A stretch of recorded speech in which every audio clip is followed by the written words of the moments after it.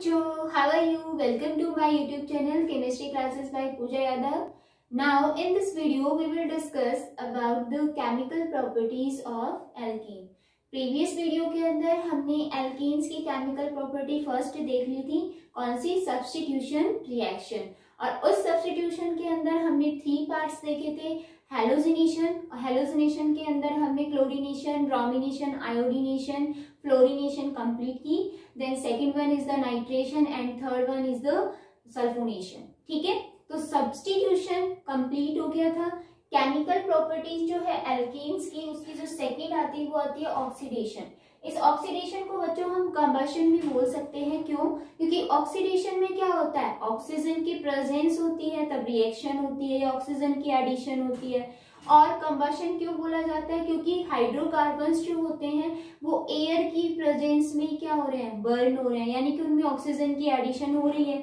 Air से तो oxygen आ रही है, तो उस प्रोसेस को आप कंबशन भी बोल सकते हो। ठीक है, तो जो ऑक्सीडेशन या कंबशन होता है वो हाइड्रोकार्बन्स के अंदर 3 टाइप से होता है।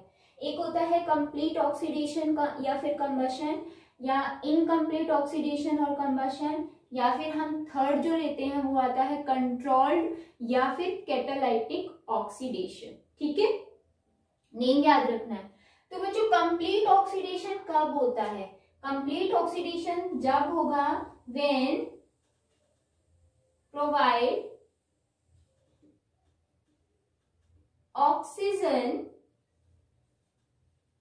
इन एक्सेस। एक्सेस में जब हम ऑक्सीजन प्रोवाइड कराएंगे, किसको? टू द हाइड्रोकार्बन्स, हाइड्रोकार्बन्स को, या फिर हम कहें एल्केन्स को, क्योंकि अभी हम एल्केन की बात कर रहे हैं। तो वहां पर जब आप कंप्लीट ऑक्सीडेशन देखोगे तो कब होगा? जब हम एयर या ऑक्सीजन, ठीक है, यहाँ प्रोवाइड ऑक्सीजन भी लिख सकते हो या फिर आप एयर भी लिख सकते हो। ठीक है, जब एक्सेस में देंगे तभी क्या होगा? कंप्लीट ऑक्सीडेशन होगा।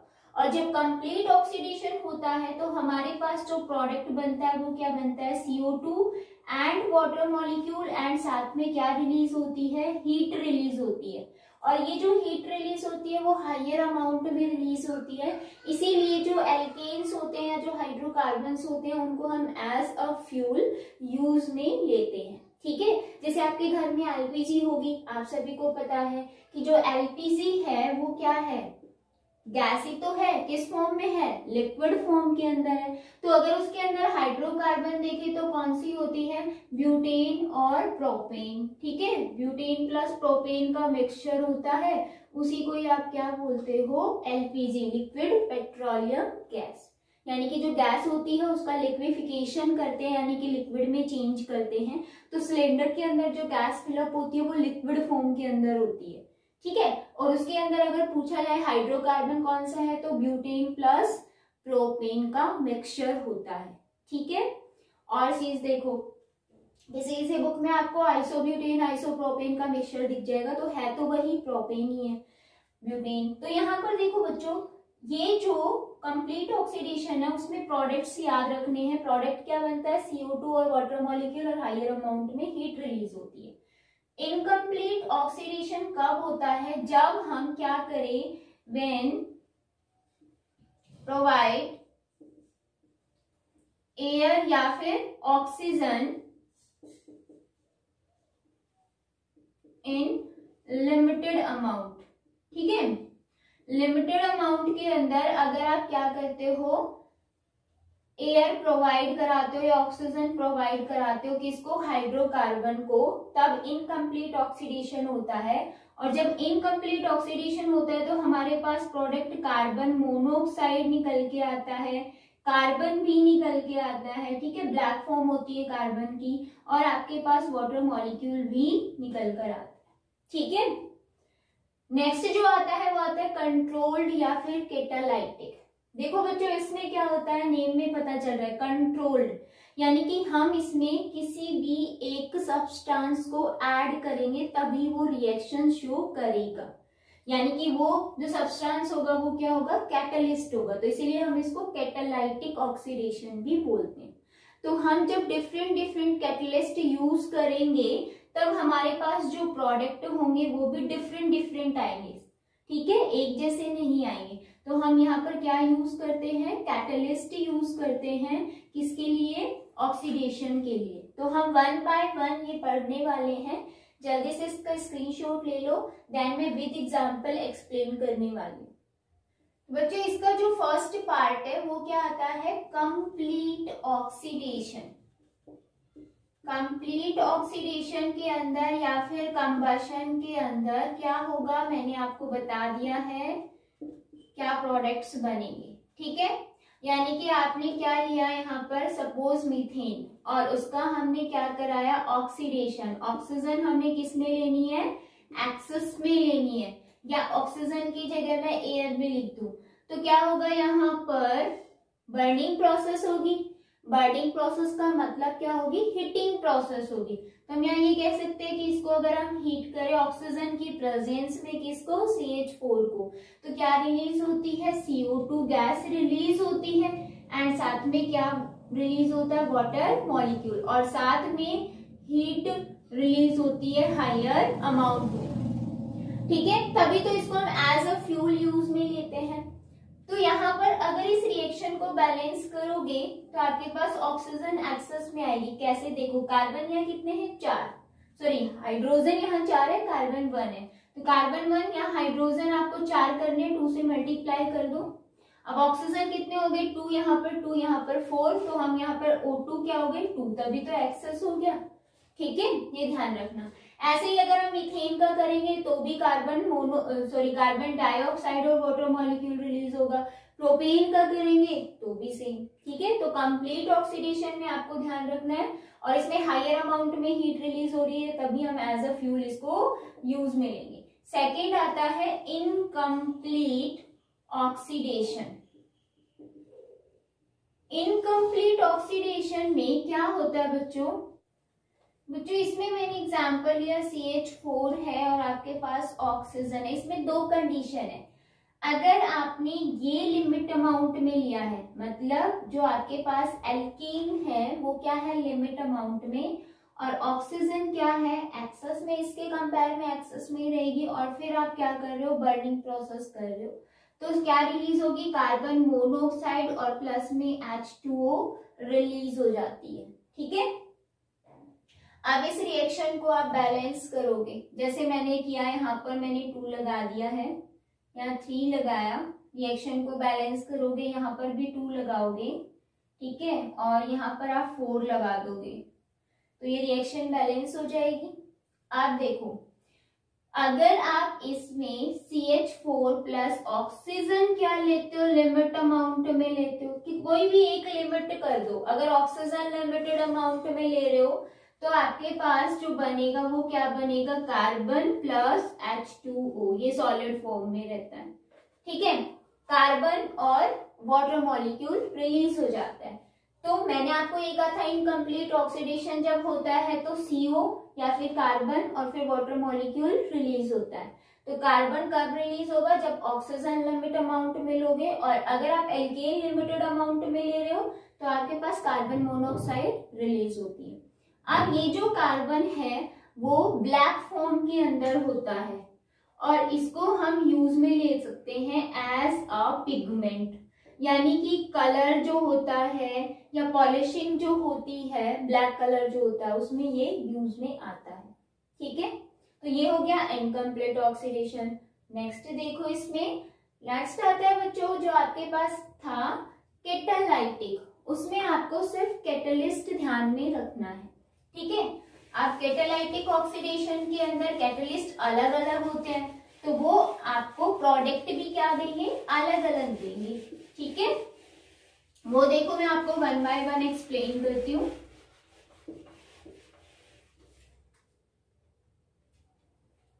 आपने पढ़ा है कैटालाइटिक या फिर कंट्रोल्ड ऑक्सीडेशन। ठीक है, थर्ड पढ़ना है आपको।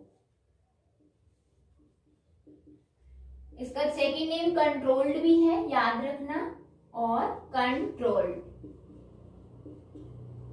इसमें देखो बच्चों, फर्स्ट मैंने कहा कि आपके पास क्या है, मीथेन। ठीक है, मीथेन और ऑक्सीजन का मिक्सचर है। मीथेन होती है CH4 प्लस ऑक्सीजन है O2, इसका मिक्सचर है। हमने क्या किया, कंप्रेसर लिया जिसके अंदर हमने 100 एटमॉस्फेयर प्रेशर रखा, ठीक है, और उसके अंदर से हमने क्या किया, इस मिक्सचर को पास आउट किया। देन उसके बाद हम क्या करते हैं, एक कॉपर की ट्यूब लेते हैं और उसके अंदर से क्या करते हैं, इसको पास आउट कराते हैं। तो जैसे ही पास आउट कराएंगे क्या होगा, कॉपर की प्रेजेंस की वजह से जो ये मिक्सचर था वो क्या होगा, ऑक्सीडाइज हो जाएगा, यानी कि जो आपके पास एल्केन था वो ऑक्सीडाइज हो गया और क्या बना लेगा, एल्कोहल बना लेगा। आपको ये एल्कोहल दिख रहा होगा ना, जिसका नेम क्या होता है, मीथेनॉल, ठीक है। अगर आप कॉपर ट्यूब में से पास आउट कराते हो तो आपके पास एल्कोहल बनेगा। अब मैंने क्या किया, अगेन मैंने मीथेन और ऑक्सीजन का मिक्सचर लिया और मैंने अब क्या किया, कॉपर की जगह पर मैंने ले लिया ऑक्साइड ऑफ द मॉलिब्डेनम, ठीक है, जिसका फॉर्मूला होता है MO2O3। ये होता है ऑक्साइड ऑफ मॉलिब्डेनम, ठीक है। अब क्या होता है, इसकी प्रेजेंस की वजह से जो ये होगा, ये किसमें चेंज हो जाता है, एल्डिहाइड के अंदर। ये होता है आपका फॉर्म एल्डिहाइड, और साथ में क्या रिलीज होगा, इसके वाटर मॉलिक्यूल। अब आप इस रिएक्शन को क्या कर लोगे, बैलेंस कर लोगे। तो देखो ऑक्सीजन 2 है, यहाँ पर भी 2 है, हाइड्रोजन 4 है, यहाँ भी हाइड्रोजन 4 है, कार्बन 1 है, कार्बन 1 है, तो दैट मीन्स ये रिएक्शन क्या है, बैलेंस है। नेक्स्ट देखो, ये 2 हो गई कंप्लीट, ठीक है, जल्दी से स्क्रीनशॉट ले लो। नेक्स्ट बच्चों आते हैं, अगर हम यहाँ पर जैसे मैंने लिया, आपके पास CH3 है, ठीक है, और मैंने इसका ऑक्सीडेशन कराया in presence of silver oxide, जिसका फॉर्मूला ये होता है, ठीक है। या तो सिल्वर ऑक्साइड ले लो या फिर हम क्या ले सकते हैं, और जो आपके पास मैग्नीज होता है उसके हम एसीटेट्स भी ले सकते हैं। तो उसका फॉर्मूला होता है CH3CO का होल ट्वाइस MN, ठीक है। तो यहाँ पर इस एसीटेट, मैग्नीज एसीटेट के प्रेजेंस में करा लो या सिल्वर ऑक्साइड के प्रेजेंस में करा लो, क्या होगा, यहाँ पर भी आपके पास जो कंपाउंड बनेगा वो क्या बनेगा, एसिडिक फॉर्म के अंदर बनेगा, यानी कि बनता है CH3COOH और साथ में क्या रिलीज हो जाता है, वाटर मॉलिक्यूल रिलीज हो जाता है, ठीक है। फिर इस रिएक्शन को आप बैलेंस करोगे, ठीक है, बैलेंसिंग आप अपने आप करोगे क्योंकि आपको करवाई हुई है।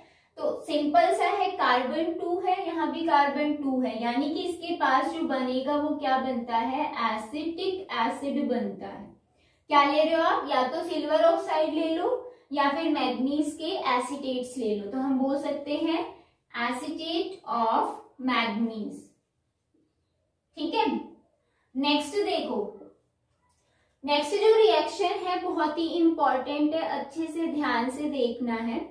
अगर बच्चों आप क्या करते हो, KMnO4 लेते हो या फिर K2Cr2O7 लेते हो, ठीक है, इसका नेम होता है पोटेशियम पर मैग्नेट और इसका नेम होता है पोटेशियम डाइक्रोमेट। अगर आप ये दोनों लेते हो तो जो एल्केन्स होते हैं वो ऑक्सीडाइज नहीं होते, ठीक है, यानी कि हम ये कह सकते हैं KMnO4 K2Cr2 do not oxidize to alkene या फॉर ऑफ एल्केन्स, ठीक है, एल्केन्स को ऑक्सीडाइज नहीं कर सकते हैं। बट अगर 3 डिग्री हाइड्रोजन प्रेजेंट है एल्केन्स में तो ऑक्सीडेशन होता है, ठीक है। लेकिन अगर आपके पास 3 डिग्री का मतलब है, जैसे मैंने यहाँ पर इस कार्बन के साथ 3 कार्बन और लगा दिए, तो ये हाइड्रोजन क्या होगा, 3 डिग्री हाइड्रोजन है, this one is the 3 degree hydrogen. तो इस 3 डिग्री हाइड्रोजन के साथ ये रिएक्शन करेंगे, यानी कि अगर हमने KMnO4 डाल दिया या फिर K2Cr2O7 डाल दिया तो क्या होगा, ये इसको ऑक्सीडाइज करेगा, मतलब क्या करेगा, इसको ऑक्सीजन प्रोवाइड कराएगा। ऑक्सीजन जैसे प्रोवाइड कराएगा यहाँ पर क्या बन जाएगा, OH बन जाएगा, बाकी एज इट इज रहेगा CH3 का होल थ्राइस। लिख दूं 1 2 3, इसी कार्बन से जुड़े मैंने होल थ्राइस लिख दिया। इसका मतलब क्या बनता है, 3 डिग्री एल्कोहल बन जाता है, क्लियर है ये चीज? ठीक है। थर्ड, इसकी केमिकल रिएक्शन ऑक्सीडेशन के बाद आती है एक्शन ऑफ स्टीम, यानी कि जब एल्केन्स जो है स्टीम के साथ रिएक्शन करते हैं, यानी कि CH4+, हमने वाटर मॉलिक्यूल लिया, ये कैसा है, स्टीम फॉर्म के अंदर है। ठीक है, जब हम वाटर मॉलिक्यूल लेते हैं स्टीम फॉर्म के अंदर, तो इसमें क्या होता है कि हमारे पास एक मिक्सचर निकल के आता है carbon monoxide and hydrogen gas का। ठीक है, इस रिएक्शन को भी फिर आप बैलेंस कर लोगे।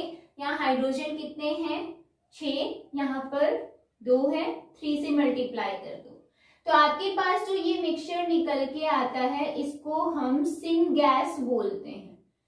ठीक है, याद रखना है आपको mixture of the syn gas कैसे बनाते हैं, जब हम किसी भी हाइड्रोकार्बन मतलब एल्केन, या हम इसको ये बोल सकते हैं मीथेन। ठीक है, मीथेन का जब आप क्या कराते हो, स्टीम के साथ रिएक्शन कराते हो, तब हमारे पास क्या बनती है, सिन गैस। ये सिन गैस क्या काम करती है, जो हाइड्रोजन होती है डाइहाइड्रोजन H2, उसकी फॉर्मेशन में हेल्प करती है। ठीक है, तो देखो यहाँ पर हाइड्रोजन प्रेजेंट तो है, तो ये रिलीज हो जाएगा तो हाइड्रोजन की फॉर्मेशन हो जाएगी। क्लियर? तो ये थर्ड था एक्शन ऑफ द स्टीम। अब फोर्थ देखो, इंपॉर्टेंट रिएक्शन है आइसोमराइजेशन।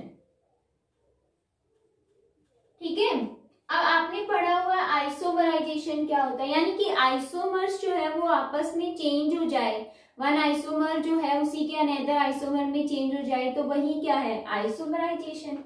तो जो आइसोमराइजेशन होता है वो किसकी प्रेजेंस में होता है, ये आपको ध्यान रखना है, प्रेजेंस ऑफ लुईस एसिड या Lewis acid and strong acid. ठीक है, ध्यान रखना है आपको, लेविस एसिड और स्ट्रॉन्ग एसिड की प्रेजेंस में ही आइसोमराइजेशन रिएक्शन पॉसिबल होती है। आप देखो एल्केन्स में मैंने एग्जांपल दिया, suppose CH3 CH2 CH2 CH3। आप सभी को पता है मीथेन, इथेन, प्रोपेन के कोई भी आइसोमर्स नहीं होते हैं, मैंने आपको एक्सप्लेन किया हुआ है। यहाँ पर ये क्या है, एन ब्यूटेन है। ठीक है, और अगर हम इसमें लेविस एसिड या स्ट्रॉन्ग एसिड डाल देते हैं तब क्या बनता है, ये जो आपके पास आइसोमर है वो अनदर आइसोमर में चेंज हो जाता है। ठीक है, आप देखो बच्चों, यहाँ पर लेविस एसिड क्या है, स्ट्रॉन्ग एसिड। स्ट्रॉन्ग एसिड तो सभी को पता है क्या होता है, HCl हम लिख देंगे, लेकिन लेविस एसिड क्या है, तो लेविस ने ये बताया था, साइंटिस्ट ने, कि जो इलेक्ट्रॉन डेफिशिएंट स्पीसीज होती है वो क्या करती है, इलेक्ट्रॉन पेयर को एक्सेप्ट कर लेती है ताकि उसका ऑक्टेट पूरा हो जाए और वो स्टेबल हो जाए। तो वैसा ही एग्जांपल लेना है, तो अगर हम ले AlCl3, तो ये क्या है, लेविस एसिड है हमारा। ठीक है, और ये क्या है, स्ट्रॉन्ग एसिड है, क्योंकि एल्यूमिनियम के पास 6 ही इलेक्ट्रॉन है, देख लो बॉन्डिंग होने के बाद, क्योंकि एल्यूमिनियम के आउटर सेल में 3 इलेक्ट्रॉन होते हैं, 3 उसने क्लोरीन के साथ बॉन्ड बनाया, टोटल 6 ही हुए, इसका मतलब एक पेयर ऑफ इलेक्ट्रॉन वो एक्सेप्ट कर सकता है, इसीलिए वो क्या है, लेविस एसिड है। तो लेविस एसिड या स्ट्रॉन्ग एसिड की प्रेजेंस में एन जो ब्यूटेन है वो किसमें कन्वर्ट हो जाता है, आइसोब्यूटेन के अंदर। ठीक है, ये इसका आइसोमर ही तो है, देख लो फॉर्मूला दोनों का सेम है, काउंट कर लो, कार्बन और हाइड्रोजन दोनों का सेम है। ठीक है, बस स्ट्रक्चर ही तो अलग है, इसलिए दोनों क्या आपस में आइसोमर है, और इस प्रोसेस को हम क्या बोलते हैं, आइसोमराइजेशन। ठीक है, तो जो एल्केन्स होते हैं उनको हम आइसोमराइजेशन करा सकते हैं। क्लियर है? नेक्स्ट देखो, अब बच्चों जो फिफ्थ आती है वो आती है एरोमेटाइजेशन, यानी कि जो एल्केन्स होते हैं उनसे एक एरोमेटिक रिंग की फॉर्मेशन हो जाती है। तो सबसे पहले तो आपको ये पता होना चाहिए कि नॉर्मल रिंग क्या होती है और एरोमेटिक रिंग क्या होती है। देखो बच्चों, अगर आपके पास ये वाली रिंग बनकर आए, जैसे 6 मेंबर्ड ये है या फिर 4 मेंबर्ड ये है, तो ये एक नॉर्मल रिंग होती है। ठीक है, इनको हम नॉर्मल रिंग बोल सकते हैं। लेकिन एरोमेटिक रिंग कब होती है, जब हम इसमें पाई बॉन्ड्स बना दें। This one is the aromatic ring. इस यूनिट के लास्ट में कंसेप्ट आएगा कि हमें पता कैसे चलेगा कि ये एरोमेटिक है या नहीं है, तो वो मैं तब कराऊंगी। तो ये क्या होती है, एरोमेटिक रिंग होती है। तो हमें यहाँ पर क्या कराना है, एरोमेटाइजेशन, ये ध्यान रखना है। तो बच्चों एरोमेटाइजेशन के लिए हमें 2 स्टेप करने पड़ेंगे, और वो स्टेप कौन कौन से हैं। सबसे पहले जो एल्केन्स हैं चेन फॉर्म के अंदर, उनको हमें रिंग में कन्वर्ट करना पड़ेगा, और रिंग से फिर हमें उनको एरोमेटिक रिंग के अंदर कन्वर्ट करना पड़ता है। ठीक है, तो एरोमेटिक रिंग के अंदर कन्वर्ट करने के लिए 2 स्टेप्स मैं आपको बता रही हूँ कैसे कैसे हैं। सबसे फर्स्ट जो स्टेप होता है, इसके अंदर क्या होंगे, 2 स्टेप्स होंगे। ये मैं स्टेप्स बता रही हूँ। फर्स्ट स्टेप होता है साइक्लाइजेशन, एंड जो सेकेंड स्टेप होगा उसमें हम क्या कराएंगे, डिहाइड्रोजिनेशन। इसका मीनिंग मैं आपको समझाने वाली हूँ। साइक्लाइजेशन में क्या होगा कि आपके पास कोई भी एल्केन है चेन फॉर्म के अंदर, वो सबसे पहले एक रिंग में कन्वर्ट होगी। कैसे, वो देखो। इसमें साइक्लाइजेशन में जब भी रिंग बनेगी तो क्या रिलीज होगी, हाइड्रोजन रिलीज हो जाएगी। ठीक है, तो हम यहाँ लिख सकते हैं रिलीज हाइड्रोजन मॉलिक्यूल। ठीक है, यहां भी हाइड्रोजन, डिहाइड्रोजिनेशन का मतलब भी क्या होता है, डी का मतलब रिमूव करना, हाइड्रोजन मतलब हाइड्रोजन। तो यहाँ भी क्या होगा, रिमूवल ऑफ हाइड्रोजन ही होगा दोनों ही केसेस में। ठीक है, लेकिन दोनों में डिफरेंस क्या है वो देखना। सबसे पहले क्या होता है कि आपके पास जो 5 या फिर 6 कार्बन की जो चेन होती है, एक्चुअल में बच्चों जो रिंग होती है वो आपकी 3 मेंबर से शुरू होती है, 3 member, 4 member, 5 member, 6, 7, 8, this one. तो आगे आएगा ये कॉन्सेप्ट कि जो 6 मेंबर रिंग होती है वो सबसे ज्यादा स्टेबल होती है। ठीक है, तो हम यहाँ पर 6 मेंबर रिंग की ही फॉर्मेशन देखेंगे। तो आपके पास सपोज कि CH3 CH2 का होल 4 CH3, समझ आ रहा है ना, मैंने CH2 4 बार लिखने की बजाय होल 4 कर दिया। तो कार्बन टोटल कितने हैं, 1 इधर 2 और 4 इधर, कितने हो गए हैं, 6। ठीक है, तो ये आपके पास है N-हेक्सेन। अब इसमें क्या करना है, हमें साइक्लाइजेशन प्रोसेस करानी है। तो साइक्लाइजेशन जब होगा तो ये जो एरोमेटिक रिंग, ये जो आपके पास चेन फॉर्म है वो एक रिंग फॉर्म के अंदर कन्वर्ट हो जाती है। कैसे कन्वर्ट होती है, तो इसका अरेंजमेंट जो है वो आपको कैसे बनाना पड़ेगा, इस टाइप से, CH3, फिर यहाँ पे CH2, देन CH2, फिर CH2, जैसे बेंजीन रिंग के लिए लिखते हैं ना, same as it is, CH2 then CH3। इस टाइप से आप अरेंज करने के बाद बच्चों क्या करना है, देखो अब ये इजीली तो चेन से रिंग में कन्वर्ट होगी नहीं, हमें क्या यूज में लेने पड़ते हैं, कैटलिस्ट यूज में लेने पड़ते हैं। अब वो आपको पता होना चाहिए कौन कौन से कैटलिस्ट यूज में लेते हैं। तो मैं नीचे लिख रही हूँ कैटलिस्ट कौन कौन से होने चाहिए, कोई भी एक ले सकते हो, मैं आपके लिए बहुत सारे लिख रही हूँ। ऑक्साइड्स ऑफ, या तो आप वेनेडियम ले लो, वी का मतलब है वेनेडियम, या फिर आप क्रोमियम ले लो, ठीक है, या फिर मैग्नीज ले लो आप, या फिर एल्यूमिनियम ले लो, यानी कि इनके कोई भी ऑक्साइड्स लेने हैं आपको। ठीक है, एंड आपको यहाँ पर इसको हीट करना है, तो अराउंड द 773 केल्विन टेम्परेचर होता है। ठीक है, एंड प्रेशर होता है 10 से 20 एटमॉस्फेयर। ठीक है, अब बच्चों क्या होता है इसके अंदर, आप ये कोई भी एक क्या ले सकते हो, कैटलिस्ट। अब इसमें क्या होगा कि यहाँ से जो हाइड्रोजन और यहाँ से जो हाइड्रोजन है वो क्या हो जाएगी, रिलीज हो जाएगी, और जैसे ही H2 रिलीज होगी क्या होगा, देखो मैं इसको ऐसे लिख दूं, CH2 और यहाँ H लिख दिया, और मैंने इसको यहाँ CH2 और H लिखा, तो ये हाइड्रोजन और ये हाइड्रोजन रिलीज हो गई, यहाँ कार्बन की वैलेंसी फ्री, यहाँ भी कार्बन की वैलेंसी फ्री, तो इसमें क्या बन जाएगा, बॉन्ड बन जाएगा। तो जैसे ही बॉन्ड बना आपके पास ये वाली स्ट्रक्चर आ गई। तो जो ये फर्स्ट प्रोसेस है वो क्या है, साइक्लाइजेशन है, यानी कि आपके पास जो N-हेक्सेन था वो किसके अंदर चेंज हो गया, साइक्लोहेक्सेन के अंदर चेंज हो गया है। ठीक है, लेकिन हमें तो एरोमेटाइजेशन रिएक्शन करानी है, इसका मतलब एरोमेटिक रिंग के अंदर कन्वर्ट करना है। तो जो सेकेंड स्टेप होगा वो होगा दिस वन, डिहाइड्रोजिनेशन, यानी कि क्या करना है इसमें, रिमूवल ऑफ द हाइड्रोजन करना है। और हाइड्रोजन का रिमूवल कैसे, देखो यहाँ भी हाइड्रोजन प्रेजेंट है, यहाँ भी है, तो 2 हाइड्रोजन यहाँ से निकलेंगी, 2 हाइड्रोजन यहाँ से निकलेंगी, 2 हाइड्रोजन यहाँ से निकलेंगी, और जैसे ही यहाँ पर 3 हाइड्रोजन के मॉलिक्यूल्स निकल जाएंगे तो क्या बनेगा, बॉन्ड बन जाएगा, क्योंकि कार्बन की वैलेंसीज तो फ्री होनी है। यहाँ भी बॉन्ड बन गया, यहाँ भी बन गया, यहाँ भी बन गया, क्योंकि देखो एक हाइड्रोजन यहाँ था, एक यहाँ था, यहाँ से निकला, यहाँ से निकला, इसका मतलब इन दोनों के बीच में बॉन्ड बन गया। सेम एज इट इज यहाँ पे जो हाइड्रोजन्स लगे हुए हैं वो हाइड्रोजन्स रिमूव हो गए, सेम एज इट इज जो यहाँ पर हाइड्रोजन्स लगे हैं वो भी रिमूव हो गए H2 फॉर्म में, तो बॉन्ड बन गया जहां वैलेंसी फ्री हुई। तो हमें सेकेंड स्टेप ध्यान रखना है डिहाइड्रोजिनेशन, जिसमें रिमूवल ऑफ हाइड्रोजन ही होता है, और आपके पास एरोमेटिक रिंग जो होती है यानी कि बेंजीन, उसकी फॉर्मेशन हो जाती है। तो देखो आपके पास था एल्केन और बन क्या गया, बेंजीन बन गया। तो ये प्रोसेस आपको ध्यान में रखनी है, ठीक है। तो बस 2 स्टेप थे। नेक्स्ट देखो रिएक्शन क्या होगी। नेक्स्ट जो केमिकल रिएक्शन आती है बच्चों एल्केन्स की, वो आती है पायरोलिसिस। तो पायरोलिसिस का एक और नेम होता है फ्रेगमेंटेशन, या फिर हम उसको क्रैकिंग भी बोल सकते हैं, ठीक है, या फिर हम उसको थर्मल डीकम्पोजिशन भी बोल सकते हैं। यानी कि जो पायरोलिसिस प्रोसेस है वो क्या होती है, जो हायर एल्केन्स है उनको लोअर एल्केन्स में कन्वर्ट करने की एक प्रोसेस होती है, ठीक है, जिसमें हम उनको क्या करते हैं, हीट करते हैं, किनको, हायर एल्केन्स को।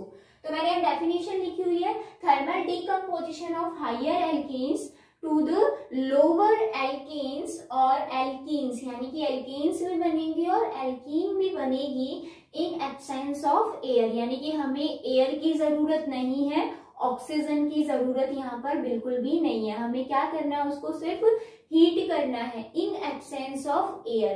तो जैसे ही हम विदाउट एयर के जब हम हीट करेंगे तो आपके पास जो हायर एल्केन्स है वो लोअर एल्केन्स या एल्कीन्स में कन्वर्ट हो जाते हैं। जैसे मैंने यहाँ पर एग्जाम्पल लिखा हुआ है, ठीक है, C3H8, ये हमारे पास क्या है, प्रोपेन है, और जैसे ही हम इसको हीट करते हैं इसमें से हाइड्रोजन निकल जाएगी, और हाइड्रोजन निकलते ही डबल बॉन्ड तो आना ही है। इसका मतलब जो C3H6 है वो हमारी क्या बनी, प्रोपीन बन गई, ठीक है। यानी कि ये एल्केन एल्कीन में कन्वर्ट हुआ, उसी को आप पायरोलिसिस बोल सकते हो, जब आपने हीट किया इन एब्सेंस ऑफ एयर। ये वाला पॉइंट आपको ध्यान में रखना है। नेक्स्ट देखो, मैंने आपको यहाँ एग्जाम्पल दिया हुआ है, किसका है, ये हेक्सेन का एग्जाम्पल है, ठीक है। और हेक्सेन को जब हम हीट करते हैं तो इसमें बहुत सारे कंपाउंड्स बनते हैं। अब वो क्या क्या बन सकते हैं, क्या क्या पॉसिबिलिटी हो सकती है, अगर इसमें से हाइड्रोजन निकल गई तो हमारे पास जो ये प्रोडक्ट बनेगा वो क्या बनेगा, हेक्सीन बनेगा। मैं यहाँ पर लिख देती हूँ, क्या बनेगा, यहाँ पर हेक्सीन बनेगा, ठीक है, ये वाला, और साथ में क्या रिलीज होगी, हाइड्रोजन गैस रिलीज होगी। नेक्स्ट देखो बच्चों, जो C6H12 है वो और कैसे लोअर एल्केन्स में या एल्कीन्स में कन्वर्ट हो सकता है। तो हमारे पास यहाँ पर 2 कंपाउंड निकल कर आते हैं, ठीक है। तो ये जो बना ये हमारा बनता है एल्कीन और ये बनता है एल्केन। अब आप ये कहोगे कि मैम हमें पता ही नहीं चलेगा एल्केन कब बना, एल्कीन कब बना। तो बच्चों जो एल्केन्स होता है उनका जो जनरल फॉर्मूला होता है वो होता है CnH2n+2। ये किसके लिए होता है, एल्केन्स के लिए, ठीक है। और एल्कीन के लिए जो जनरल फॉर्मूला होता है वो होता है CnH2n। N is the number of carbon atom. ये पुट करके आप इजीली निकाल सकते हो कि एल्केन है या फिर एल्कीन है। तो ये जो आपके पास बना वो क्या बनता है, ब्यूटीन, ठीक है, ब्यूटीन प्लस में, और यहाँ पर ये क्या बनेगा, इथेन। आप सभी को नॉमेनक्लेचर अच्छे से आता है तो ये बनते हैं। अगर हम इसकी बात करें यहाँ पर नीचे, तो देखो हेक्सेन और भी इतने लोअर एल्कीन एल्कीन्स बना सकता है। तो हमारे पास ये जो आता है वो क्या आती है, प्रोपीन, ठीक है। ये जो आएगी वो क्या आएगी, इथीन, यानी कि एल्कीन है, और ये हमारे पास क्या है, मीथेन बन गया, ठीक है, क्लियर है। तो ये जो नेक्स्ट रिएक्शन है पायरोलिसिस, इंपॉर्टेंट है, एग्जाम में आती भी है, इसमें कुछ नहीं है, आपको एयर की प्रेजेंस नहीं चाहिए, सिर्फ हीट करना है, किनको, हायर एल्केन्स को, और वो हायर एल्केन्स किसमें कन्वर्ट हो जाती है, लोअर एल्केन या फिर एल्कीन्स के अंदर। तो इन एग्जाम्पल में आपको अच्छे से समझ में आ रहा होगा एल्केन और एल्कीन बन रही है। ठीक है, तो ये हो गया कंप्लीट, जल्दी से स्क्रीनशॉट ले लीजिए। और बच्चों इसके साथ ही केमिकल प्रॉपर्टी जो है एल्केन्स की वो भी कंप्लीट हो गई है। नेक्स्ट वीडियो में हम नए टॉपिक के साथ मिलते हैं। Take care.